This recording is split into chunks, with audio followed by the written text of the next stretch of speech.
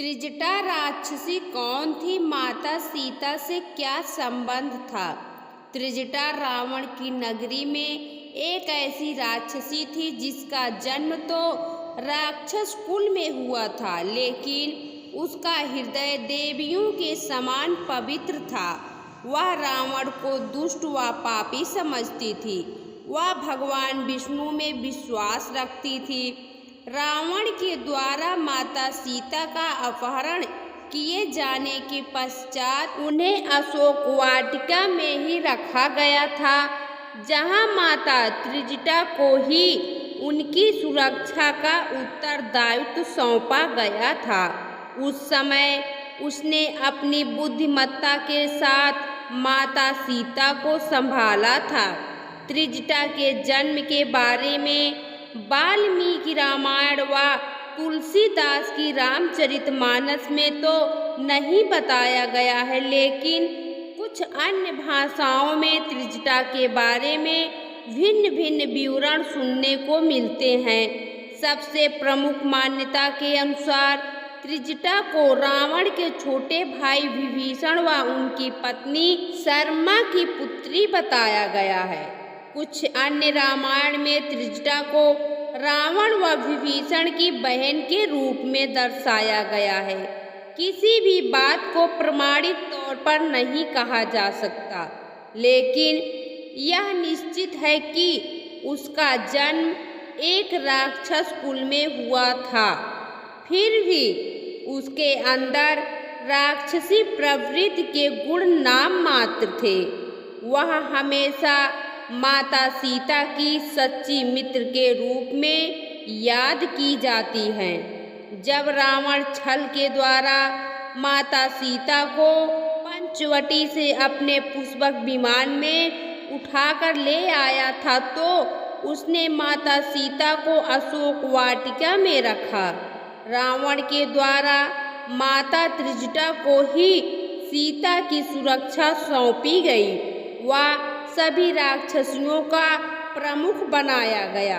रामायण में त्रिजटा की भूमिका भी यहीं से शुरू हुई थी, जिसमें उन्होंने स्वयं के चरित्र को ऐसा दिखाया जिससे वह आमजनों के दिलों में हमेशा के लिए बस गई।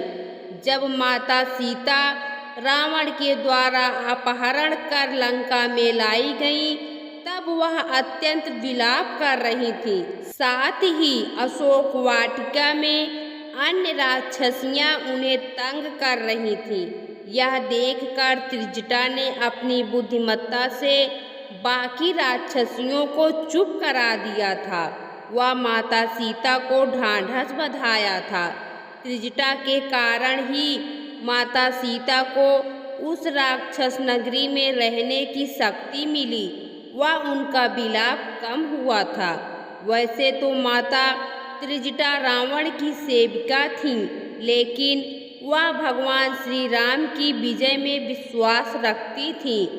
उसने अपने व माता सीता के बीच के संबंधों को जग जाहिर नहीं होने दिया, किंतु हर पल वह माता सीता को हर महत्वपूर्ण जानकारी देती थी, जैसे कि लंका का दहन होना, समुद्र पर सेतु बनना, राम लक्ष्मण का सुरक्षित होना इत्यादि।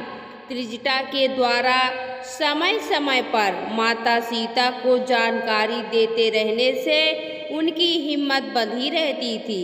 अंत में भगवान श्री राम व दशानन रावण के बीच भयंकर युद्ध हुआ व उसमें रावण मारा गया।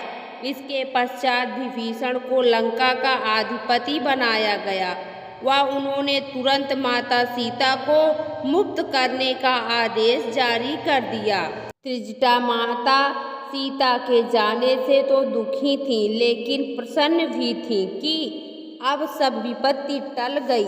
अग्नि परीक्षा के बाद जब माता सीता भगवान श्री राम के पास आई, तब उन्होंने माता त्रिजटा के वात्सल्य व प्रेम के बारे में उन्हें बताया।